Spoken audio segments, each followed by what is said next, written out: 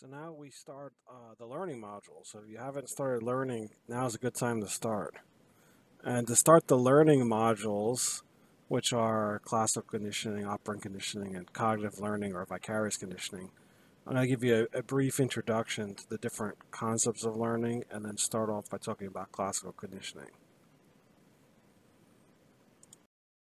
So in module 21, I'm going to be talking about the various types and processes of learning, classical conditioning versus operant conditioning, Pavlov's experiments with classical conditioning, the salivation response in dogs. Related to classical conditioning, talk about acquisition, extinction, not really talk about spontaneous recovery, which is just when the response occurs basically out of nowhere after extinction has taken place. Talk a little bit about generalization and discrimination, and finally applications of classical conditioning. So the types of learning start with classical conditioning, learning to link two stimuli in a way that helps us anticipate an event to which we have a reaction. So if we're forming a paired association, we are using classical conditioning. So any two things that occur close together in time that can be paired up or associated, that's classical conditioning. Operant conditioning is any learning that takes place because of rewards and punishments or consequences, right? So if you do something and you get rewarded, that something gets reinforced, becomes more likely. If you do something and you get punished, that response becomes less likely in the future. And then finally, cognitive learning, which is also called vicarious conditioning, or sometimes observational learning. This is acquiring new behaviors through observation only. So you don't directly experience anything. You watch someone experience something and you learn through their responses, right? Are they being rewarded? Are they being punished? What's happening to them? And that's how we learn. So these are the three methods of learning: classical conditioning, operant conditioning, and cognitive learning. So how does classical conditioning work? So if you have repeated exposure to two stimuli occurring in sequence, we then associate those stimuli together. So we predict one stimulus based off the occurrence of a second stimulus. For example, you see lightning and you hear thunder. So you pair lightning and thunder, lightning and thunder. Lightning always happens first, thunder always happens second. So you learn to predict thunder by actually witnessing or seeing lightning. So you see lightning, you know thunder is going to happen, so what do? You cover your ears to avoid the loud sound, because many of us don't like thunder, especially when we're younger. We know that lightning will predict thunder. These two stimuli, lightning and thunder, have been paired together repeatedly, close together in time. Lightning, thunder, lightning, thunder, lightning, thunder. So then we see lightning and we automatically assume thunder is about to follow. And they have become classically conditioned responses. For operant conditioning, it all depends on the response to our behavior. What kind of consequences follow our behavior? So a child will learn to say please, and every time the child says please, we want to reinforce that. We want to make sure that this child learns to say please over and over again. So we give a cookie. And the cookie has to be desirable to the child, obviously. The child has to like the cookie for it to work. But if the child desires a cookie and we give a cookie, the child is getting a reward, or what is called a positive reinforcement. And that makes it more likely that the behavior will be strengthened.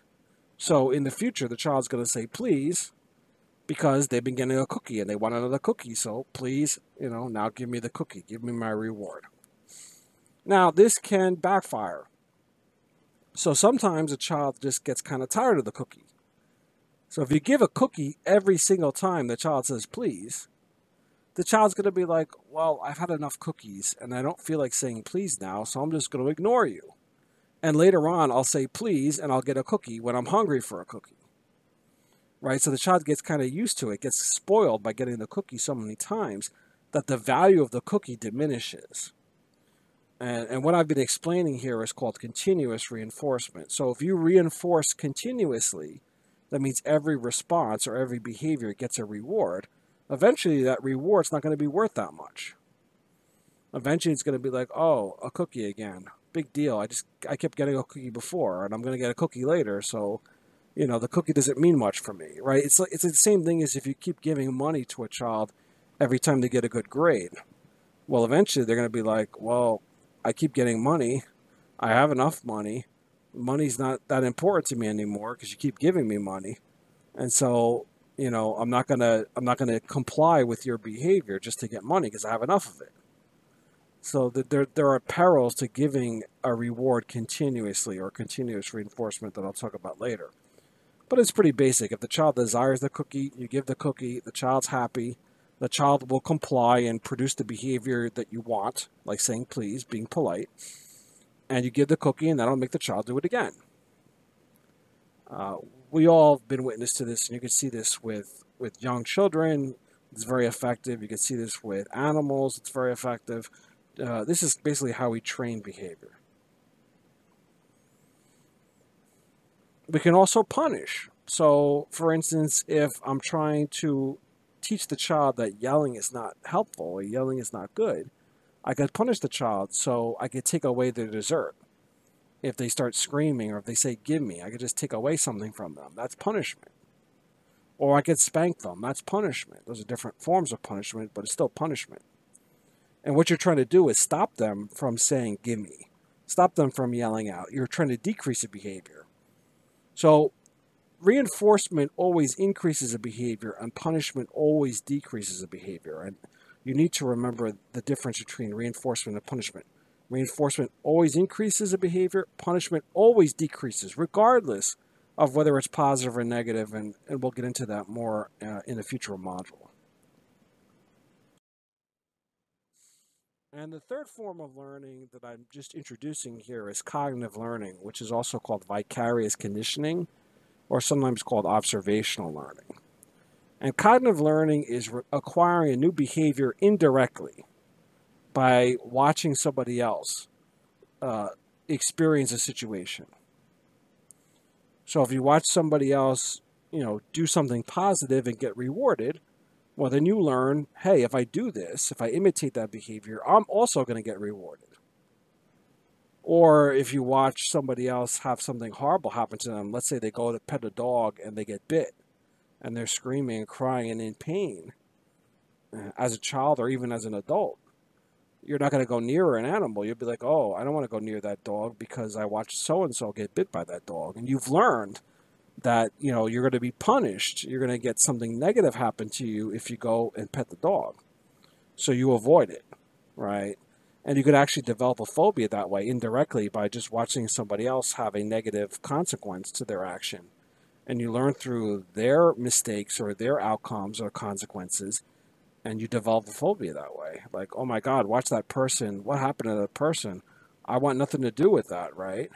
Whether it's, being around dogs or whether it's going to an amusement park on a roller coaster. You hear somebody, someone gets sick when they get off the roller coaster. Let's say it's a friend of yours, and you're like, oh, I'm not going on that roller coaster now. And the reason why is you learned something negative happened when that person went on that roller coaster. And so you've learned through somebody else's experience. You never were on the roller coaster, but you don't want anything to do with it because your friend got sick. So you're just like, oh, well, no thanks. I want nothing to do with it. Maybe next time, right? You pass. You learn to avoid it because you've watched your friend experience a negative outcome associated with that particular roller coaster or that particular ride, etc. So if you watch somebody else experience something indirectly, you will learn. You will learn by watching others, and we all watch others. Now, all forms of learning stemmed all the way back to the 1920s with the start of behaviorism.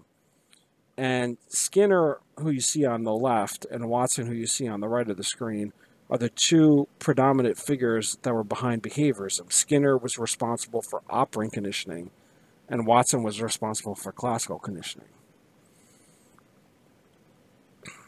Both scientists believed that mental life, or cognition, and morality was much less important than behavior as a foundation for psychological science. So basically, the behaviorists believe that you don't think about things before you act.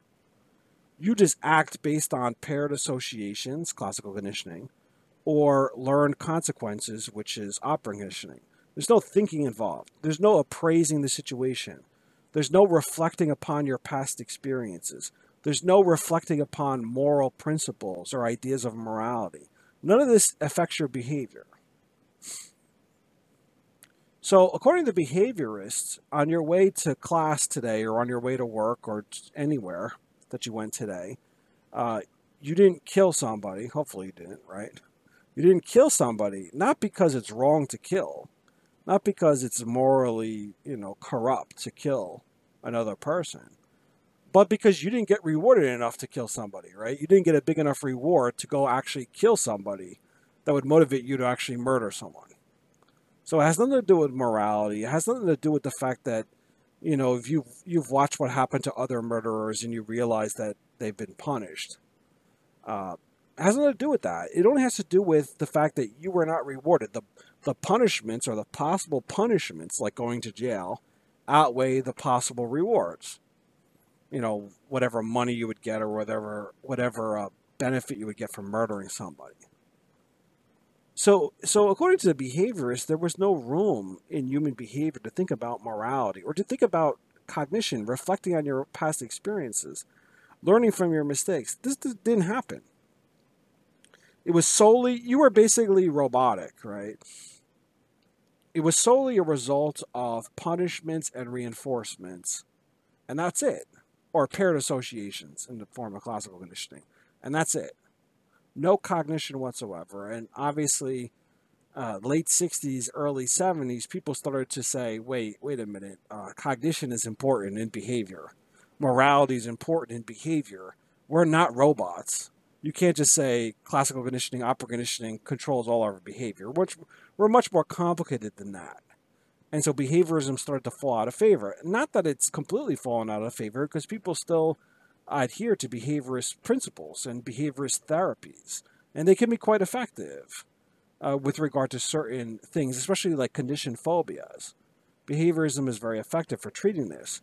But the idea that cognition is not important, that fell out of favor with the cognitive revolution in the late 1960s, early 1970s. Both Skinner and Watson foresaw applications in controlling human behavior. Watson especially went into advertising. So if you think of advertising, it's really quite interesting, right? I mean, a lot of times advertisements have nothing to do with the product that they're selling. Think, for example, beer. Let's say you're interested in buying beer, and obviously you're only interested in buying beer if you're 21 or over, right? If you're under 21, you're not interested in buying beer.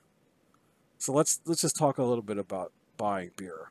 If you watch a commercial, what do you see on these beer commercials? Do the commercials talk about the quality ingredients in the beer, the richness of the hops? Do you see that in the commercial? No. You never see this in a commercial. And I watch a lot of sporting events, so I see a lot of beer commercials because they're targeted towards men. And what do you see in a beer commercial? Men having a good time, loads of women, loads of fun, and that's all you see, right? You see nothing about the quality of the product. It doesn't have to do with the taste of the beer. Well, this is the best tasting beer you can have, right? It has nothing to do with that. It's just fun, good times, lots of women, lots of attractive women, good times, lots of fun, the time of your life, etc. And you just keep getting hit over the head with this. So what's happening with the commercial is you're pairing up these associations. You're pairing together beer with women with good times. And they're all being associated together. Beer, women, good times. And if you see enough of those beer commercials, your brain actually starts to process it. Beer, women, good times. Beer, women, good times. Beer, women, good times. You've associated those together. You've classically conditioned them. So the next time you're like kind of wandering aimlessly through the supermarket and you say, oh, maybe I'll pick up some beer, that brand of beer that you've seen advertised pops up into your mind. And you're more likely to select it. You're more likely to purchase it. And that's why advertising costs tons of money. It's a big business. It's a psychological science, advertising. It's a huge game changer for these companies that are selling massive amounts of beer. It's a big deal. Or have you seen that commercial, that beer commercial for the most interesting man in the world, which I find really interesting. Like, he goes to Colombia for his cup of morning coffee. Why? It's silliness, right? It's kind of interesting. It's silliness. It's fun.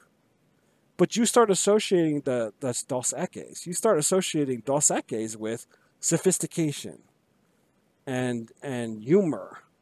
And you pair those things together. Dos Equis, sophistication. Dos Equis, sophistication. And you start thinking Dos Equis. And the only reason I know Dos Equis is because I've seen this commercial in the Times and I find it very entertaining. And so when I'm roaming the supermarket or the liquor store or whatever, obviously only when you're 21 or over, you would do such a thing. I would then grab Dos Equis if I'm not sure. If I don't have like a favorite brand of beer or alcohol, I might say, hey, Dos Equis, that's a good, I remember that. It's interesting. Let me try it. And they get you to try it, and then guess what? If they get enough people to try it, they're going to make tons of money. And that's how advertising works. It works by paired associations or classical conditioning. And it works very effectively. So the next time you think about these things, just think back to, like, did you ever try to buy something because you saw it, or you saw the advertisement, and you just kind of said, oh, this is fun, or this is, it kind of got hammered into your head, and you just actually purchased it. And you tried it. Maybe it wasn't good, maybe it was good. But the fact that you bought it is all the advertiser wants, right? They got you to try it, and that's all they can really expect. So continuing on the topic of classical conditioning, that brings us to Ivan Pavlov, who was a Russian physiologist. He was not a psychologist, he was a physiologist, and he was studying the salivation response in dogs. So what he did was he started by looking at what stimuli do these dogs salivate to. Well, the dogs salivate obviously to tasting the food. We know that. That's a natural inborn response. But they also salivate to just seeing the food. So when the dog sees the food, the dog starts salivating even though the food's not in the dog's mouth. Or if the dog sees the dish, the dog is salivating. Or if the dog sees the person bringing the food, the dog starts salivating. Or even if the dog just hears the person's footsteps bringing the food, the dog starts salivating. Now, all of these stimuli that I've listed here are what are called neutral stimuli. They do not naturally produce a salivation response in dogs. However, all of these stimuli I've listed have been associated with the food, with the consumption of yummy dog food. Right? So the dog learns to pair these neutral stimuli up to anticipate the food coming, because they know that if a person's walking, they're probably bringing food. If they see the food, they're probably going to eat the food, right? So they've learned to associate these stimuli with actually getting the food, because they know the next step is they're going to get the food. So just hearing the person's footsteps, they know that I hear the footsteps, that means they're carrying my food. That means the person is going to put the food down and I'm going to eat the food. The dog has made that connection between the person carrying the food and the end goal, which is the dog eating the food. And so the dog has learned to anticipate the food being eaten and therefore salivates to all these sort of steps before eating the food.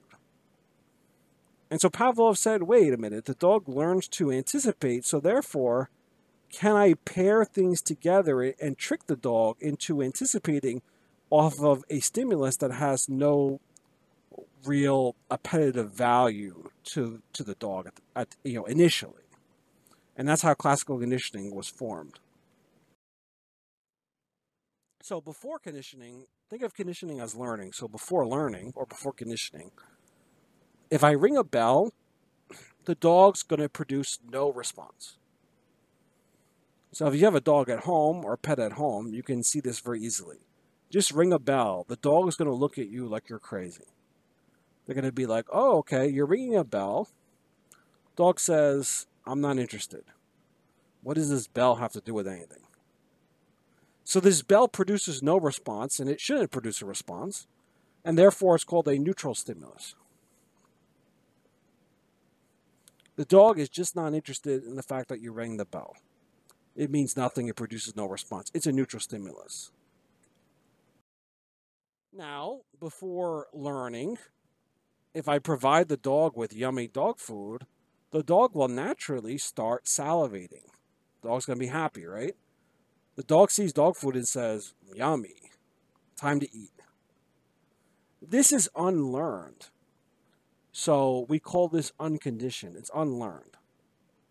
That means the dog doesn't need to learn that dog food is good. The dog just eats it and it says, yummy, yummy, this is great dog food. The dog naturally learns to salivate because it's food. It's desirable. You don't need to teach the dog this. The dog just wants to eat. So the moment the dog is born, the dog wants to eat, and the dog will eat. And the dog will salivate to the food. This does not need to be taught. This is innate or unlearned. So we call the dog food the unconditioned stimulus, and we call the salivation response the unconditioned response, because this stimulus naturally produces salivation. There's nothing has to be learned here. The dog naturally salivates to the presence of dog food. Therefore, it's unlearned, and therefore the dog food is unconditioned stimulus, and the salivation is the unconditional response. That means it's natural. It's innate. It's unlearned. So now we move past this and we get to the real learning. So what happens if we ring a bell? Now the bell by itself did nothing. The dog just looked at the bell and said, what is this bell doing? I'm not going to respond. The dog's not stupid. The dog sees the bell ringing, and the dog is like, what the hell is this? The dog doesn't say, food. The dog's not going to eat the bell. So the dog doesn't salivate to the bell alone. However, if we ring the bell, and then immediately afterwards we give the food, well, the dog's going to salivate. Why? Because the dog's salivating to the food. The food is unconditioned stimulus, right? It's unlearned. The dog naturally salivates to food, and the salivation here is still the unconditional response. It's innate. It's natural. It doesn't have to be learned. The dog will salivate to the food, regardless of what you present before the food. The dog will salivate. However, if you repeatedly pair the bell with the food, the bell with the food, the bell with the food, the bell with the food, the bell with the food, over and over again, the dog learns that the bell will predict the food. And therefore, when the bell rings, the dog will salivate to the bell. So what happens by repeatedly pairing the bell, the formerly neutral stimulus, and repeatedly pairing that bell, the neutral stimulus, to the food, the bell predicts by itself the salivation response, even in the absence of food. So if you repeatedly pair the bell and then give the dog food, bell and then give the dog food, ring the bell and then give the dog food, ring the bell and then give the dog food, the dog eventually says, okay, if the bell is ringing, the food is coming. So if I hear the bell ringing, I'll start salivating because I know the food is going to come. Now, if I take away the food and just ring the bell, the dog will salivate. The dog has learned to associate the bell with the food.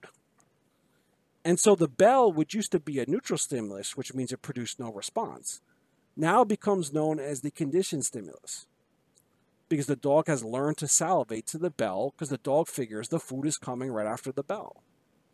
And the conditioned response to the bell by itself is called the conditioned response. The salivation response, I should say, is called the conditioned response. The dog salivates to the bell because the dog predicts that the bell will signal the arrival of the food. And if the food doesn't get here, the dog will still salivate to the bell for a while. For a while. So if I keep ringing that bell, the dog will salivate. The dog will salivate. The dog will salivate. However, if I keep ringing over and over again and I don't present the food with the bell, I just ring the bell and there's no food at all, eventually the dog gets smart. And the dog says, wait a minute, where's the food? Why am I salivating to the bell if there's no food coming? Let me stop salivating to the bell because there's no food. The dog will eventually stop salivating to the bell alone if you don't present the food. And this stoppage of the salivation response is called extinction. So the learned response, when you learn to pair the bell with the food, that's called acquisition. That acquisition response, pairing the bell with the food, goes away. Because eventually, if you don't present the food and you only ring the bell, the dog gets smart and says, why am I still drooling and salivating to the bell when there's no food? I can't eat the bell, so therefore the bell loses its ability to produce, the salivation response. And that process is called extinction. So the learning gets undone. That's what I mean by extinction, is the learned response goes away. That bell no longer signals salivation. The dog doesn't associate the food with the bell because the food is not coming after the bell. The dog gets smart, basically, and says, no food, I'm not going to salivate. I'm not dumb. Why am I salivating to a bell? So the bell by itself will produce salivation, which will be the conditioned response, for a while. But if you keep ringing the bell by itself and do not present the food after the bell, eventually the bell will lose that ability to evoke salivation. And that process of losing the ability to evoke salivation is known as extinction.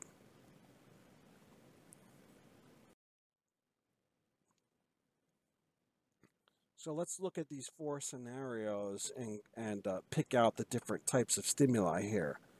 So in the first scenario, your romantic partner always uses the same shampoo. Soon the smell of that shampoo makes you feel happy. So if you look at shampoo, by itself, the shampoo should have no effect on you. Maybe you like the shampoo, but if the shampoo makes you happy by itself, that's a little weird, right? Maybe you have some sort of thing for shampoo, but that's not normal. The shampoo is the neutral stimulus. However, if your romantic partner always wears the same shampoo, you are now pairing shampoo with your romantic partner, shampoo with your romantic partner, shampoo with your romantic partner. Now, your romantic partner, by him or herself, is the unconditioned stimulus, and happiness is the unconditioned response, right? So you see your partner, hopefully you feel pretty happy to see him or her. Maybe you don't, but I don't know. But let's assume that you do. You're happy when you see your partner. Okay, that's natural. That's unlearned. You see your partner, you're happy, right? That's unlearned. So therefore, your partner is the unconditioned stimulus, and happiness is the unconditioned response. The shampoo by itself doesn't produce anything. That's the neutral stimulus. But if you pair your shampoo with your partner, like if they wear the same shampoo every day, eventually the smell of that shampoo will make you happy. So eventually the smell of the shampoo goes from the neutral stimulus to the conditioned stimulus, right, the shampoo. And happiness goes from the unconditioned response to your partner to the conditioned response associated with the shampoo. And so you learn to be happy with that shampoo because you assume that if you smell that shampoo, that your partner is wearing it. That's the assumption you make because your partner always wears the same shampoo. So just the smell of that shampoo makes you feel happy. Let's look at the second scenario. The door to your house squeaks loudly when you open it. Soon your dog begins wagging its tail when the door squeaks. So the door by itself, opening and closing, should produce no response in your dog. Right? That door is a neutral stimulus, the door squeaking. Now, when you walk through the door, your dog hopefully is happy to see you. So you are the unconditioned stimulus, and the dog wagging its tail is the unconditioned response. That's unlearned. Naturally, you're the owner. The dog likes you. The dog's going to wag its tail to you. Now, let's pair them up. Door squeaks, you walk through. Door squeaks, you walk through. Door squeaks, you walk through. Eventually, the dog learns that the door squeaking predicts you showing up. And so when the door squeaks, the dog gets happy. So the door squeaks turns from the neutral stimulus into the conditioned stimulus. And the wagging tail turns from the unconditioned response to you to the conditioned response to the door squeaking. And that's that scenario. Third scenario, the nurse says, "This won't hurt a bit," just before stabbing me with a needle. We've all been there. The next time you hear, "This won't hurt," you cringe in fear. So the actual phrase here, "this won't hurt a bit," is the neutral stimulus. Because if someone came up to you on the street and said, "This won't hurt a bit," you're not going to cringe in fear. You may look at them like they're crazy. You may walk in the other direction and, try to avoid a psychopath, right? But you're not going to cringe in fear if someone just says, "This won't hurt a bit." However, when you get the needle stuck into your arm, you're going to cringe in fear, right? It's going to evoke pain. I mean, I can recall a recent scenario where I actually had a Toradol shot, which is a painkiller, and the nurse says, "Oh, you can have it in your butt or you can have it in your arm, but I advise you to get it in your butt." And of course, I looked at her and said, "I'd rather not have it just give it to me on my arm. I don't want to have a needle in my butt. Why do I want that for? I could just take it in my arm. I'm a big boy. I could take it." And so the nurse gave it to me in my arm, and I was literally on the floor, I was melting away, and I was in so much pain. I'm like, "Is it done yet? Is it done yet?" And I could just feel this horrible pain go through my arm, right? And it was just I was floored by it. I said, "Next time it's going to go in the butt." Right. So, yeah. So if you have a Toradol shot, for a future reference, don't have it in the arm, because it's going to really kill you in the arm. Get rid of your pride and just deal with it and get it in the butt. So in this scenario, I see this, as being very personal for me. The nurse says, "This won't hurt a bit," and stabs you with the needle, right? So "this won't hurt a bit" is a neutral stimulus. The needle, stabbing of the needle, is the unconditioned stimulus. And the cringing in fear is the unconditioned response, because you naturally cringe in fear to this horrible needle that you're getting. But if the nurse pairs "this won't hurt a bit" before they stab you, so "this won't hurt a bit," stab, needle. "This won't hurt a bit," stab with a needle. "This won't hurt a bit," stab with a needle. Eventually, just hearing those words, "this won't hurt a bit," will make you cringe in fear. So the words "this won't hurt a bit" go from the neutral stimulus, they become the conditioned stimulus. And the cringing in fear goes from the unconditional response to the conditioned or learned response. And the final scenario, which is another personal scenario I have here. You have a meal at a fast food restaurant that causes food poisoning. The next time you see a sign for that restaurant, you feel nauseated. So we've all been there with food poisoning. And say you have food poisoning somewhere, you drive by that sign, or just looking at the sign, just, makes you think of the place, makes you feel sick to your stomach because you had a horrible, horrible day there. And you spend a lot of time in the bathroom because of it. So the sign to the restaurant normally, before the food poisoning, doesn't make you nauseous, right? You may even like it. You may like that place to eat, that fast food place. And you see that sign, you're like, "Oh, I want to go there." But that sign by itself shouldn't make you feel any which way, especially nauseous. So that sign by itself is the neutral stimulus. Now, when you go and you eat the bad food there, the bad food, the bacteria-contaminated food, is the unconditioned stimulus. And the nausea and the vomiting and the diarrhea, which occur with food poisoning, that's the unconditional response. That's unlearned, right? That automatically, you eat that bad food, you get sick. That's unlearned. There's no learning, just natural phenomenon there. That's why it's unconditioned. Now, the interesting thing about food poisoning is you don't need to pair things up repeatedly. It only takes one pairing of that contaminated food to make you learn to avoid that place, right? You don't have to repeatedly pair contaminated food with nausea to learn that the contaminated food is bad, or to learn that that food is bad and you don't want to eat it. It only takes one trial to learn food poisoning or food aversions. And that's an evolutionary mechanism to prevent us from killing ourselves by eating poisonous food on multiple times. So I eat that bad food, I get sick, I automatically pair that sign with the sickness and the bad food experience. The sign goes from the neutral stimulus to conditioned stimulus, and the nausea it goes from the unconditional response to the conditional response. So you can see classical conditioning in everyday behaviors. Phobias are all a result of classical conditioning. And we'll talk more about phobias as I go along, but phobias are usually one trial learning, just like food aversions, here from the food poisoning example.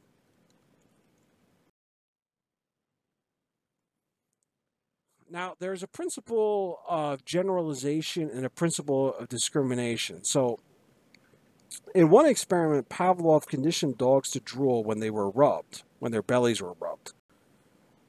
So, he rubbed their bellies and they gave them food. And he rubbed their bellies and he gave them food. And he rubbed their bellies and he gave them food. They learned to salivate to the bellies being rubbed because it predicted food. Now, instead of rubbing his bellies in the next experiment, he scratched their bellies. And if he scratched their belly, they still salivated because scratching is very close to rubbing. There's not much of a difference between scratching and rubbing. They're very similar. Therefore, the conditioned response of salivation generalized from rubbing to scratching because they're very close. Rubbing and scratching, almost the same thing. Very close in terms of character of the stimulus. That's called generalization. So when similar stimuli produce the same conditioned response, it's called generalization. Now, if I were to, instead of rubbing or scratching, if I were to pet the dog on the head instead of scratching the stomach when they were originally conditioned to rubbing the stomach and salivating, right? The rubbing of the head or patting on the head is a lot different than rubbing the stomach. And therefore, the dog would not salivate because the stimulus of rubbing the head or patting the head is greatly different from rubbing the stomach. That would be an example of discrimination, that the stimulus is so far apart from the original conditioned stimulus that it no longer evokes the same conditioned response. And Pavlov actually did another study with bells and drooling. And so what he did was he rang a bell at a certain frequency, right? A certain tone or pitch, I should say. Frequency is pitch. And he rang a bell and then he gave the dog food. And he rang the bell and he gave the dog food. Well, the dog learned to salivate to the bell response. But if I change the pitch of the bell greatly, the dog will not salivate anymore. Because if instead of ringing the bell, let's say I made a loud clanging noise or a loud beeping noise, the dog will no longer salivate because the beeping noise or the clanging noise is so much different from the original sound of the bell that the dog will learn to discriminate and not respond and say, well, that sound is so much different, therefore I'm not going to salivate. The conditioning does not take place because the sound is so much different than the original conditioned stimulus. So if you think of it like this, like anything that's close to the original stimulus, the dog will generalize. Anything farther away, the dog learns to discriminate. And that applies to not just dogs, but to all organisms that are capable of classical conditioning.